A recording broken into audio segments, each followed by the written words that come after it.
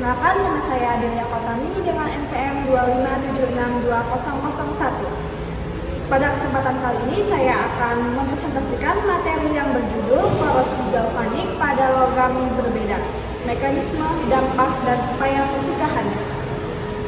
Korosi merupakan salah satu permasalahan yang sering dijumpai pada berbagai material logam. Korosi dapat menyebabkan penurunan kualitas material, kerusakan struktur, menurunkan umur pakai peralatan, bahkan mengakibatkan kerugian ekonomi yang sangat besar di berbagai industri. Oleh karena itu, pada video ini saya akan menjelaskan mengenai pengertian korosi galvanik, mekanisme terjadinya, faktor-faktor yang mempengaruhi, dampak yang ditimbulkan, serta berbagai metode pencegahannya. Apa itu korosi? Korosi merupakan proses kerusakan atau degradasi logam akibat reaksi kimia maupun elektrokimia dengan lingkungan sekitarnya. Secara umum, korosi terjadi karena logam bereaksi dengan oksigen, air, maupun zat-zat lain yang bersifat korosif, sehingga membentuk senyawa baru seperti oksida atau karat. Korosi bukan hanya mengubah penampilan logam, tetapi juga dapat mengurangi kekuatan mekaniknya, sehingga berpotensi menyebabkan kegagalan struktur.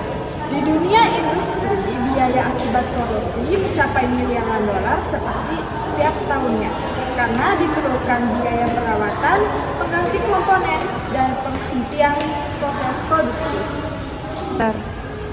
Pengertian korosi galvanik.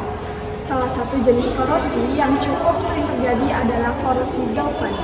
Korosi galvanik terjadi ketika dua logam yang memiliki potensial elektroda yang berbeda saling bersentuhan secara listrik dan berada di dalam lingkungan yang mengandung elektrolit, misalnya air laut, air hujan, atau larutan garam.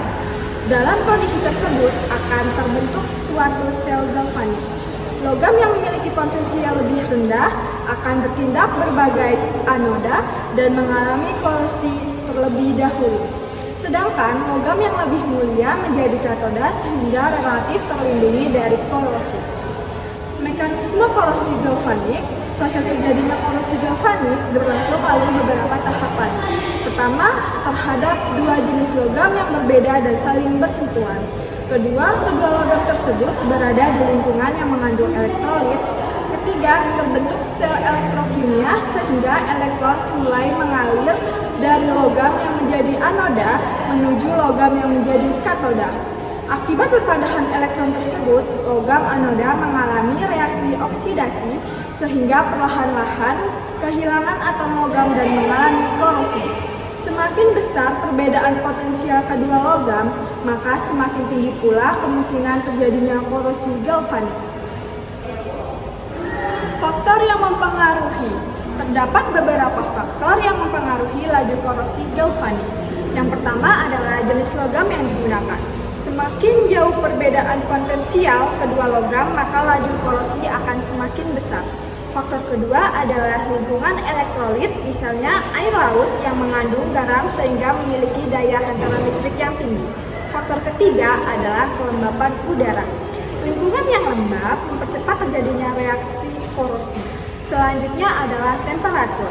Semakin tinggi suhu, biasanya reaksi kimia berlangsung lebih cepat sehingga korosi juga meningkat.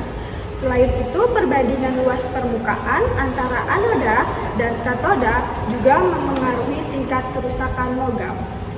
Dampak korosi galvanik dapat menimbulkan berbagai dampak yang merugikan di bidang industri. Korosi menyebabkan penurunan kekuatan material sehingga umur pakai komponen menjadi lebih pendek. Korosi juga dapat menyebabkan kebocoran pada sistem perpipaan minyak, gas, maupun air. Pada struktur bangunan seperti jembatan baja, korosi dapat mengurangi kekuatan konstruksi sehingga membahayakan keselamatan. Selain itu, perusahaan juga harus mengeluarkan biaya yang cukup besar untuk inspeksi, perawatan, hingga pengganti komponen yang mengalami kerusakan. Contoh korosi galvanik. Korosi galvanik dapat ditemukan dalam kehidupan sehari-hari maupun di kehidupan industri. Contohnya adalah sambungan baut baja dengan pelat aluminium pada kapal laut. Contoh lainnya adalah sambungan antara pipa, tembaga, dan pipa baja di sistem perpipaan. Korosi galvanik juga dapat terjadi pada bodi kendaraan yang menggunakan kombinasi beberapa jenis logam. Di lingkungan pantai, risiko korosi menjadi lebih tinggi karena kandungan garam pada udara maupun air laut berfungsi sebagai elektrolit yang mempercepat proses korosi. Cara pencegahan, terdapat beberapa metode yang dapat dilakukan untuk mencegah korosi galvanik. Pertama, memilih kombinasi logam yang memiliki perbedaan potensial kecil. Kedua, memberikan lapisan pelindung seperti cat, coating, maupun galvanisasi. Ketiga, memasang bahan isolator agar kedua logam tidak tersentuh secara langsung. Yang keempat, menerapkan proteksi katodik menggunakan anoda karbon seperti seng atau magnesium sehingga logam utama tetap terlindungi. Selain itu, inspeksi dan perawatan secara berkala juga sangat penting untuk mendeteksi kerusakan sejak dini. Sebagai kesimpulan, korosi galvanik merupakan korosi yang terjadi akibat kontak antara dua logam berbeda di dalam lingkungan yang mengandung elektrolit. Korosi ini dipengaruhi oleh perbedaan potensial logam, kondisi lingkungan suhu, dan kelembapan. Apabila tidak dikendalikan, korosi galvanik dapat menyebabkan kerusakan material, menurunkan keamanan struktur, dan meningkatkan biaya perawatan. Namun, korosi galvanik dapat dicegah melalui pemeliharaan material yang tepat, penggunaan lapisan pelindung, pemasangan isolator, serta penerapan proteksi katodik.